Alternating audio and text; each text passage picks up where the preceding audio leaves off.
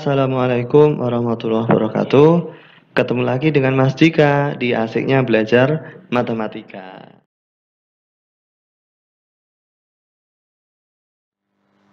Oke, soal yang pertama. Jumlah dari suatu himpunan yang membentuk barisan aritmetika adalah 510. Pertanyaannya, berapa suku ketiga barisan tersebut? Himpunannya membentuk barisan aritmetika. Jumlahnya anggotanya berapa atau banyak anggotanya berapa tidak diketahui, tapi jumlah dari himpunan itu 510. Berarti ini samaannya dengan SN ya di barisan. Nah, N-nya berapa, anggotanya berapa belum diketahui. Ada 510 ini SN-nya. Nah, yang ditanya adalah U3. U3.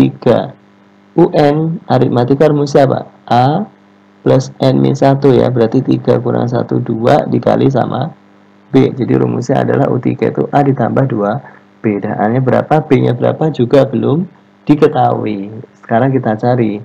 Dari dua pernyataan ini mana yang bisa dipakai untuk menyelesaikan pertanyaan. Pernyataan 1, terdapat 6 anggota di himpunan itu. Nah, dengan pernyataan 1 jelas ya, berarti N-nya diketahui. N-nya ada berapa? 6, karena anggotanya ada 6 himpunan itu, berarti N-nya ada 6. Tapi cukup nggak untuk menyelesaikan ini? Belum cukup, karena di sini baru diketahui banyak anggotanya. Yang kedua, bilangan terbesar di himpunan itu adalah 90. Berarti yang terbesar itu suku yang terakhir, suku yang ke-6. U6-nya diketahui adalah berapa? 90. Lalu suku yang terkecilnya adalah 80. Suku terkecil berarti suku yang pertama, atau U1 disebut juga A gitu ya. Berapa nilainya? 80. Berarti bisa nggak untuk menyelesaikan ini? Bisa dong, A-nya sudah ada 80, tinggal nyari B-nya. Masukin ke sini kan, dieliminasi gitu. 90 itu suku yang ke-6, berarti sama dengan A plus 5B. A-nya berapa? 80, tinggal masukin di sini. Oke, 80 ditambah 5B sama dengan berapa nih? 90. Nah, B-nya nanti bisa kalian cari, sehingga U3-nya bisa ditentukan. Gitu ya. Berarti pernyataan 1 ini bisa membantu, tapi belum cukup.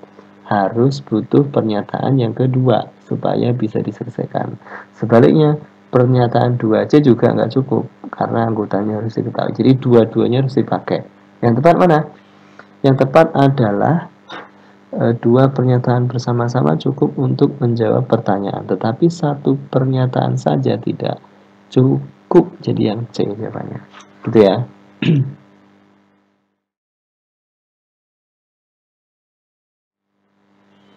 Soal yang kedua. Luas segitiga ABC adalah 100 cm persegi, panjang BD-nya 1/4 BC, dan AE-nya 2/3 AC. Pertanyaannya, berapakah luas segitiga AED atau yang diarsir? Ini saya gambar ulang ya, jadi dibalik diputar. Halasnya ada di bawah. Oke, nah AED-nya di sini. Nah, ini AED yang diarsir gitu kan. Berarti di sini sudut C, ini sudut A, ini sudut E, yang atas ini berarti B, samping ini adalah D. Angkanya kita masukin. Ya, angkanya kita masukin. BD 1/4 dari BC. BD-nya 1 berarti ya, yang atas tuh miliknya BD 1. BC-nya 4. Totalnya 4. BD-nya sudah ada 1, berarti sisanya 3. Perbandingannya adalah 1:3. AE juga sama nih, AE 2/3 AC. Berarti yang atas itu punyanya AE. AE-nya 2, AC-nya 3 dikurang 2 ya, berarti C-nya 1. Oke. Dari sini kelihatan nih teman-teman. Kalau luas segitiga semuanya berarti kan alasnya ini 3 ya. Tingginya berapa nih? 4. Dibagi 2 hasilnya 100 gitu kan. Loh, ini bukannya miring Mas, harus tegak lurus kan tinggi itu. Perbandingannya kan sama tinggi kalau di kesebangunan gitu. Jadi kita pakai konsep kesebangunan aja. Dan ini kan cuma perbandingan, sisi sebetulnya kita nggak tahu berapa. Jadi pakai perbandingan konsep bangunan. Nah, yang ditanyakan yang diarsir, berarti LS-nya berapa nih?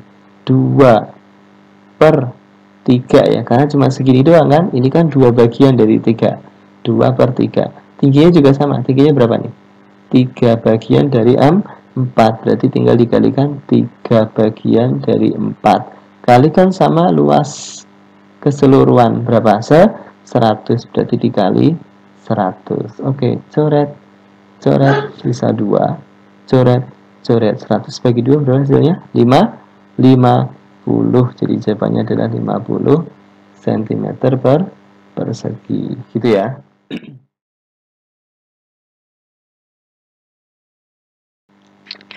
Sekarang soal yang ketiga.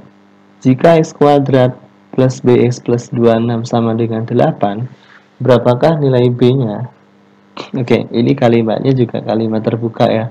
Jadi belum bisa kita jawab berapa ini nilai b-nya. Nah, ada 2 pernyataan juga sama.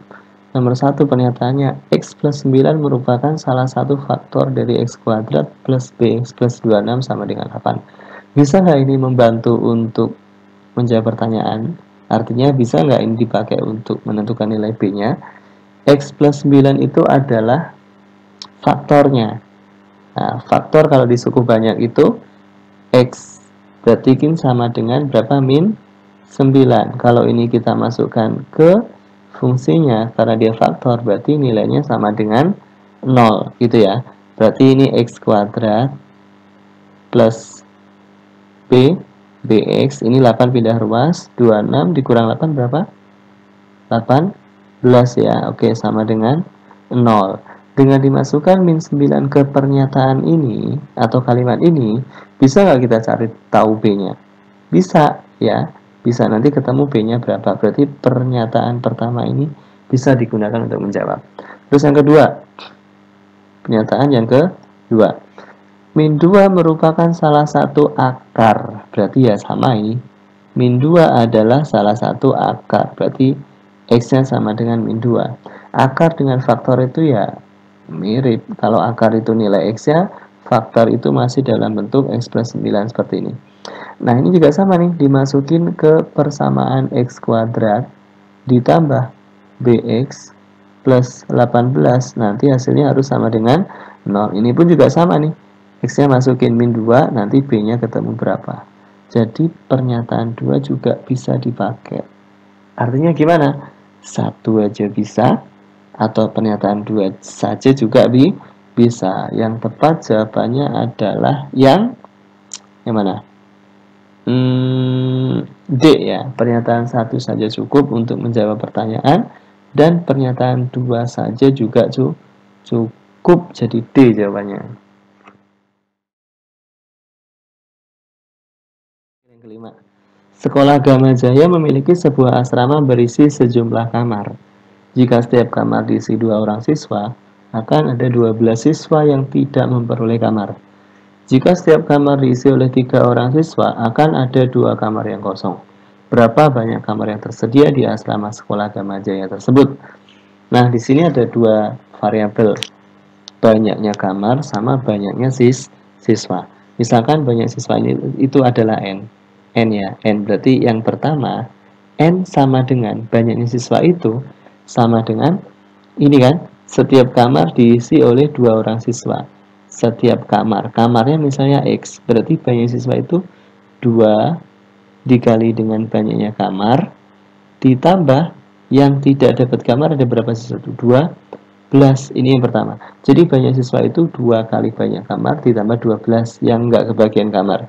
Terus yang kedua, banyak siswanya itu atau sama dengan ini kan, setiap kamar diisi oleh 3 orang siswa, berarti dikalikan 3 kan, karena setiap kamar diisi 3 siswa. Tetapi ada 2 kamar yang kosong. Kalau 1 kamar diisi 3, berarti 3 dikali dengan banyaknya kamar tapi dikurang 2, karena yang 2 tidak diisi. Nah, gitu ya. Ini kan sama-sama N, berarti dijadikan persamaan. 2X plus 12 akan sama dengan 3 dikali X 3X 3 kali min 2 berapa? Min 6. Nah, pindah ruas semuanya. 3x kurang 2x berapa? 1x. 12 tambah 6 berapa hasilnya? 18. Jadi jawabannya adalah yang B.